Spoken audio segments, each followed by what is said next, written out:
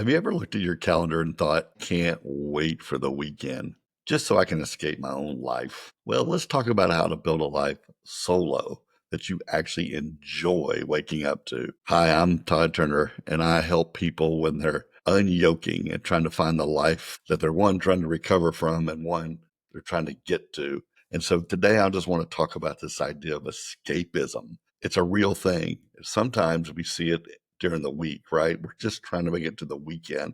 We can do what we want to do versus what others want us to do. I've also seen it like the Cancun syndrome, where everything we're doing would just be fixed if we could just get away to Cancun. That's our real happy place. I know so many people that are like that. I'm going to admit something that's really horrible. And I have some friends who are going to text me as soon as they hear this. But I used to not date hairdressers. That was sort of my rule. And it's ironic because I've actually probably dated more hairdressers than anybody else. But it was a rule. And it was because wrongly thinking, like I thought, well, this is probably a group of people who are just working. They have a skill set that makes them money. And they're always looking forward to the weekend. Like they're the weekenders. And I thought, how could anybody love that? And that they're just doing that because they're good at it and it makes them a good living, but they're probably not, it probably doesn't bring them joy. Well, I was wrong. I've actually met so many entrepreneurial type spirits that do hairdressing and they're phenomenal people and they normally multitask in 1,000 different ways and they own other businesses or are always looking at ways to market. But my point is they're not what I thought they were because I despise escapism. I want to help people love who they are, where they are, and they don't need something else before they're happy. And I would say for us divorced people, there's this scenario that goes on, and that is when you're married, you have a spouse. Therefore, everything you do is wrapped up in that spouse. They are you, you are them. You're building a life together. You're planning for the future. You have your kids, you're pouring into them. Like when that is uprooted, it really shakes you to your core. There's, as I always say, there's what got you divorced, and then there's the ramifications of the divorce. And one of the ramifications is, besides your world is on fire, let's just say it finally is not on fire. You generally have this mindset that, well, I lost a person now, and if I gain a person, a better one, right? A better one that doesn't have their problems, then everything will be okay. So we just sort of navigate our world around finding that person and then what will life be with that person so I can move on with my life. And I know so many people who feel broken because they haven't found that person. They wake up and they spend their whole existence trying to find that person. And I would say for those in the app, as guys, we look up and we always see dating with intention, dating with intention. This idea that sort of was supposed to imply, I don't have time just to date. I'm dating to find my person. They're very intentional about it. Well, one of the things I do when I date somebody is I try to find out, are they really ready to date? And I don't mean, do they want to? Do they Are they craving a partner? Would they even be a good partner? It's like, are you ready? Have you discovered who you are yet? Have you really put in that work? That's a phrase we all use, right? Putting in the work. Well, so many people don't put in the work. Their work is finding the other person. And I just want to talk a little bit today about that escapism and what can prevent that even without a partner. You're unyoked, you're single living. What does that look like for people without a partner? And so let's just start with number one. Number one is this false thing that we keep hearing over and over again, and that is life begins when you find your new partner. And you know the phrase, "I don't want to be a member of a country club that would have me for a member." Was the same thing. I've sometimes dated, and I got off the apps when I did a self reflection, and that is, am I the person that would attract the person I want?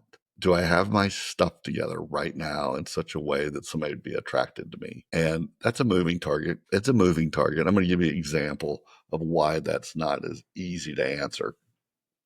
Okay, I'm going to tell you, I live with my son right now. Now, I've been an empty nester. I still call myself an empty nester because my kids are all in their 20s. I've got two kids that are married and one that's about to be engaged. And we were in this life situation where it made sense for us to move in together. And so we live together right now. It's a moment. It's just, it may be a year plus, but it's a moment. And I know there are women For sure, I know of them because when they find out, oh, you live in an apartment, they're like, oh, well, he's not ready to date, or he's not the financial situation. They have no idea how much I make, but they're just assuming. And then when you live with your kid, well, there must be some weird reason that they wouldn't even listen to because, well, you still live with your kid in an apartment. And that would turn off a lot of women, believe it or not, it does. And there's others that are very open minded. They want to hear the story first before they made up their mind. But once again, it's in the eyes of the beholder whether you're ready or not. So I'm not just talking about financially, but I am talking about this idea of how do you know that you're in a great space or mindset that someone would be attracted to you. And so my whole thing is I want to be the kind of person where if I never find my other person, I'm actually extremely happy with my life, that I'm not waiting to enjoy life till that next person shows up, that I am fulfilled with my hobbies, my passions, my relationships. And so I sort of remove the idea that someone else is going to make me happy. Now, do I hope they magnify it? What's the phrase? Let me think about that. The phrase that says, when you have a partner, it's half sorrow, and if you have a partner, it's double joy. I'm not saying life can't be better with someone, but I also don't want to sit and mope until that other person gets here. So I've created a life that I enjoy living and investing into myself, which would hopefully make me attract someone else, right? And it's like poor example is like going for a walk. It's like, well, when somebody gets here, I'll go for long walks on the weekend with them. Well, I don't know. Are you in shape enough to do it now? Like, go for long walks now. See if you can do it. That way, it's going to be a lot easier. Don't wait for somebody to go run a marathon with you if you're not already running marathons. I mean, I'll talk about this later in a dating conversation, but I always tell people if you want to meet a guy that likes to skydive, well, don't go on a dating app and say you like skydiving. Go skydiving, because whoever's there, they like it too. They're not just talking about it. That's how you find your person, is you go do the things that they go do. You like concerts? Go to a concert alone because somebody else is alone there as well.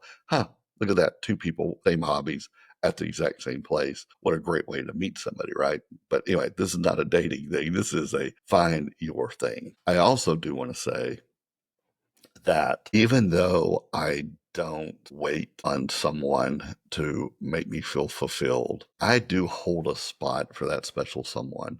There are actually shows on Netflix. Boy, my Netflix is full of shows that I put in the waiting list. And they're not just for me, they're for somebody. There's a certain shows like that's a couple show. I want to watch that with somebody else. I have a couple places in the world I want to go to. I'm saving them for somebody else, a honeymoon.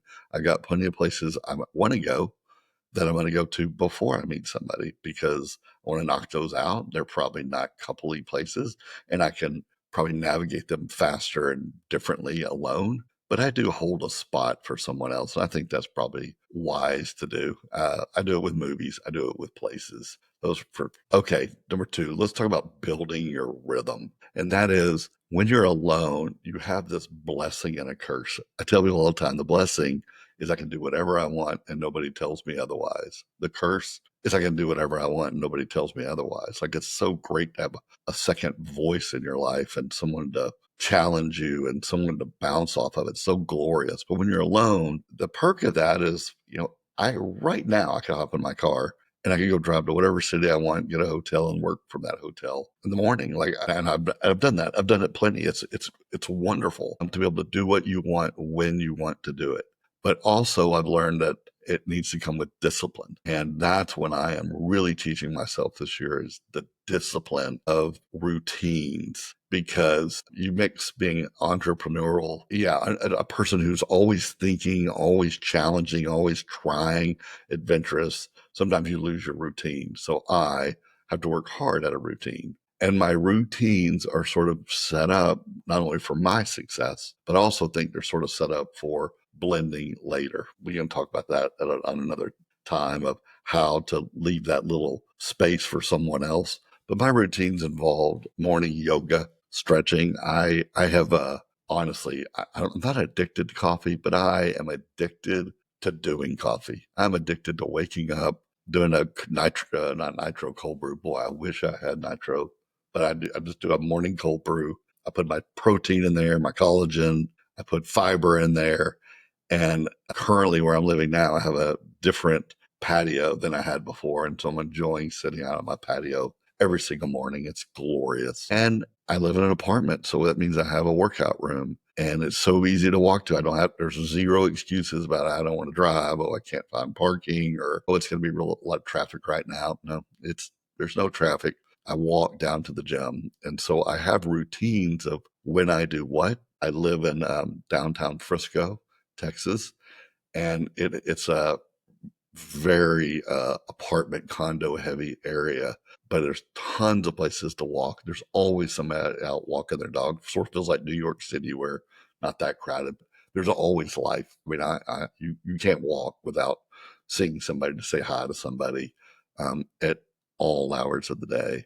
We have a library next. If you even live in this area, the Frisco Library is phenomenal. Well, I love going there. I go there to write, but I've found my routines for walking, for working out, or my coffee, or even hobbies. I even just put it in my calendar. Hey, work on playing the guitar, work on the ukulele, read this book. I'm putting it in my calendar. I'm finding my routines, things that make me be the person I want to be.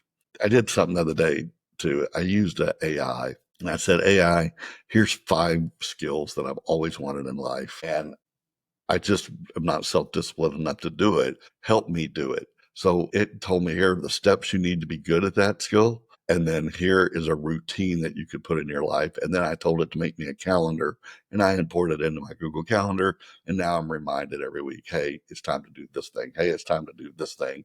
And it just helps motivate me when I see it versus if I was just look in the corner and see a guitar, I'd be like, I'll do that later. But I'm actually accountable to myself by putting the systems and the routines in place that make me successful. All right. Lastly, I've sort of said this, but joy is not just for couples. There are so many things you can do alone and thrive. For those of you who listen to me all the time, you know that I went on a month trip. And on that trip, I reached out to people that I haven't talked to in forever. And I was like, hey, I'm coming to your area of the country. Could I stop by and hang out with you? And of course, every one of them was nice enough to actually say, actually, come spend the night with me and even stay as long as you want.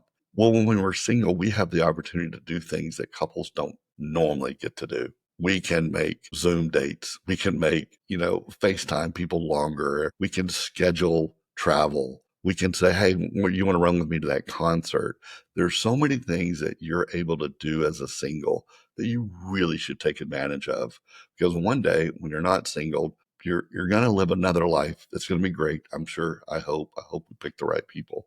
But I'm just telling you right now, we are so much, our opportunities are way bigger. We can do things way faster. It costs half as much to do. So just grab a pen, write down all the things you want to do. If there's this particular band you've always wanted to see and you look up and they're not coming to your area, but they're in Chicago at the park, you're like, you know what? I've always wanted to go to Chicago and I love that band. I'm going to go to that concert. Save up, go, drive, fly, do the thing. Whatever it is, do the thing. You always wanted to go to that event. Like, oh, I love cheerleading and they have a national cheerleading championship every year. Go. Write down the things that you wanted to do, your passions, your hobbies, things you wanted to be your hobby. Make the trip, do the things, and work your way up to it. Let's say you always wanted to run the Boston Marathon. That's probably a bad example. I think it's hard to get in that. But let's just say that was your dream. Well, start running. Start doing the things that so one day you can go and do the Boston Marathon. Even if you don't run in it, if you just want to go. Like, don't wait for someone else to make you happy. Don't do it. You don't need them to do that. All right? You don't need to escape your life when you design it with intention. If you need to push and get out and explore, grab my free solo travel ebook at toddturner.com/solo and start crafting a life that feels amazing. If you like this content, then subscribe for even more resources, fun, laughter, and sound advice for Christians adventuring in unyoked living. Not just divorce recovery, but for brave men and women who are growing and going and living a life on mission. Blessings.